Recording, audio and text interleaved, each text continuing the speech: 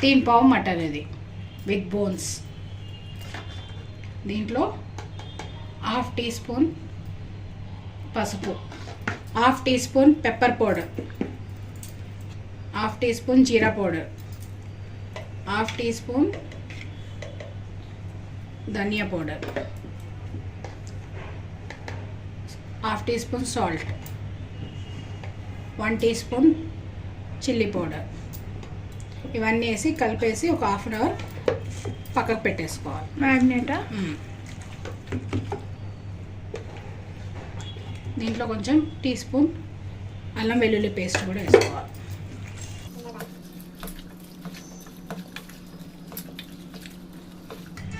Half an hour to 1 hour వరకు ఫ్రిడ్జ్లో పెట్టేసుకోవాలి. మనం కాసేపు పెట్టుకుంటే దీనిలో అంతా ఉప్పు కారం పీసెస్ అన్నీ పట్టుకుంటాం. అంతా మిక్స్ చేసుకున్నాం కదా, హాఫ్ అన్ అవర్ ఫ్రిడ్జ్లో పెట్టేసుకుందాం.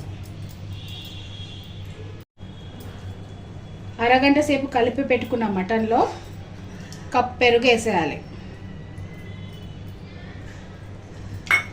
వేసేసి బాగా కలిపేసి ఇది కుక్కర్లో వేసి 4 విజిల్స్ పెట్టాలి. ముందే పెరుగు వేస్తే ముక్కకి ఉప్పు కారం సరిగా పట్టుకోదు, టేస్ట్ బాగుండదు.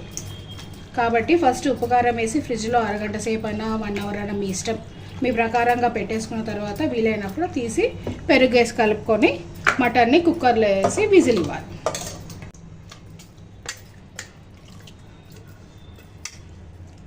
ఒక హాఫ్ గ్లాస్ వాటర్ ఇందులో పోసేసిన తర్వాత ఒక 2 గరిటెలు ఆయిల్ ఇందులోనే వేసేయాలి.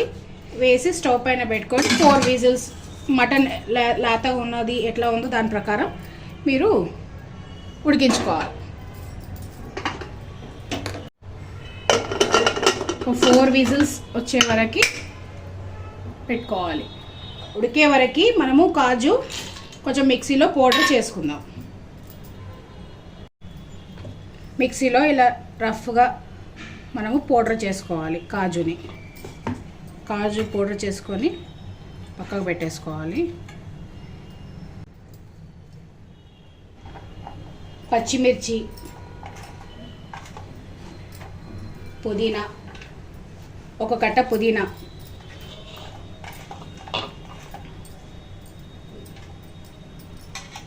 ఒక అరకట్ట కొత్తిమీర వాటర్ పోసి పేస్ట్ చేసుకోవాలి.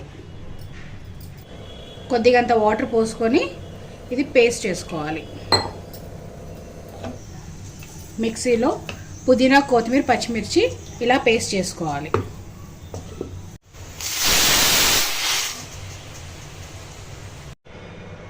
ఫోర్ విజిల్స్ తర్వాత మనం కుక్కర్ బంద్ చేసుకొని మటన్ ఉడికిందో లేదో చూసుకోవాలి. బాగానే ఉడికిందండి.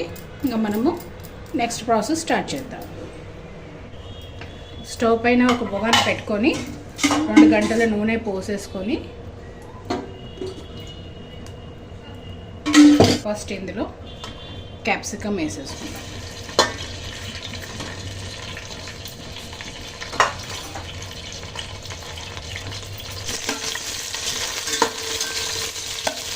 క్యాప్సికమ్ కాసేపు ఫ్రై చేసుకున్నాము.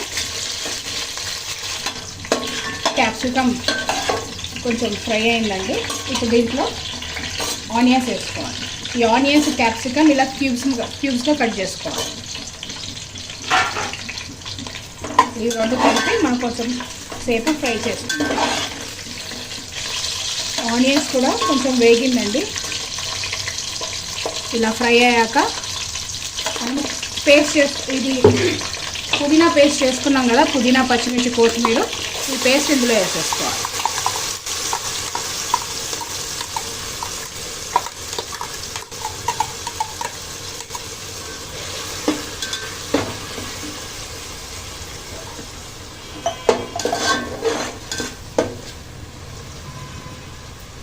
ఇందులో కొద్దిగా వాటర్ పోసేసుకోవాలి.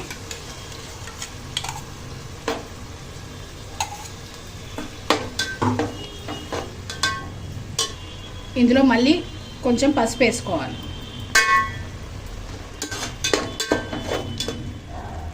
కాసేపు ఉడికించుకోవాలి. ఇందులో ఉడికించుకున్న మటన్ వేసేసుకుందాం.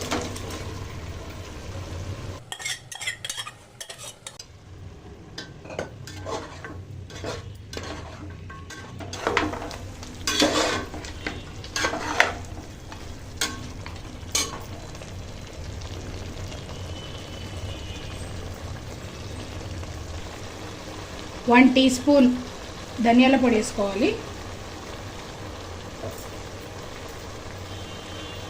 హాఫ్ టీ స్పూన్ జీలకర్ర పొడి, హాఫ్ టీ స్పూన్ మిరియాల పొడి,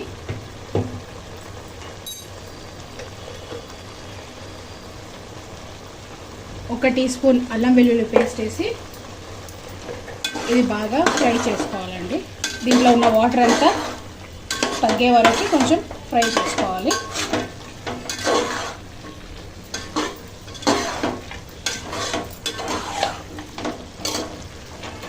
ఇందులో ఫస్ట్ కొంచెము కస్తూరి మెంతి కూడా వేసుకుందాము.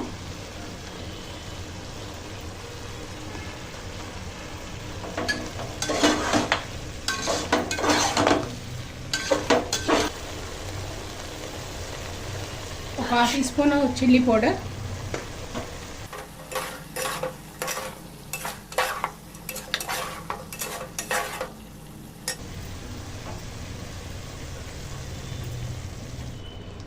మసాలాలన్నీ వేసేసుకున్నాక ఒకసారి బాగా కలిపేసుకొని ఒక 10 మినిట్స్ లో ఫ్లేమ్లో పెట్టేసుకుందాము. మూత పెట్టి అది కొంచెం మగ్గినాక నెక్స్ట్ ప్రాసెస్ చూద్దాం.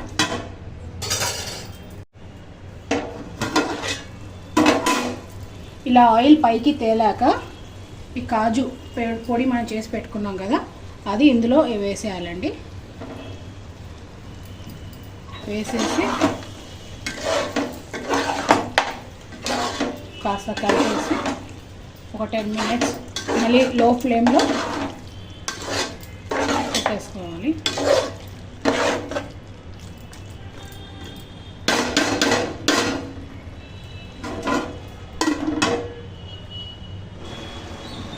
మూత తీసి ఒక అర గ్లాసు వాటర్ పోసుకోవాలండి.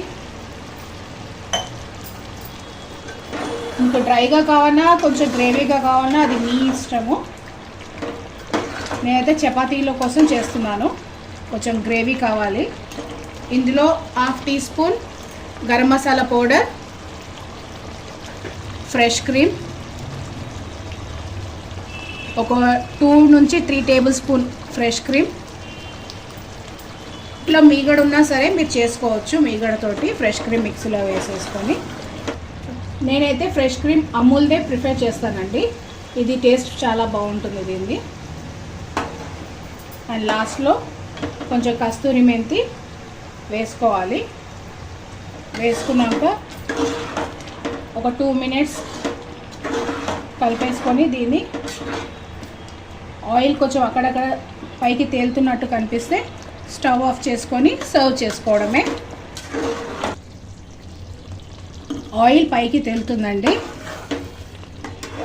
మీకు కావాలంటే ఇంకాస్త డ్రై చేసుకోవచ్చు, ఎందుకంటే క్యాప్సికమ్ మటన్ ఫ్రై అన్నాను కాబట్టి మీరు డ్రైగా చేసుకోవచ్చు, దగ్గర పడేలా ఉంచుకోవచ్చు. నేను మాత్రం చపాతీ కోసము కొంచెం గ్రేవీ ఉండేలాగా చూసుకుంటున్నాను.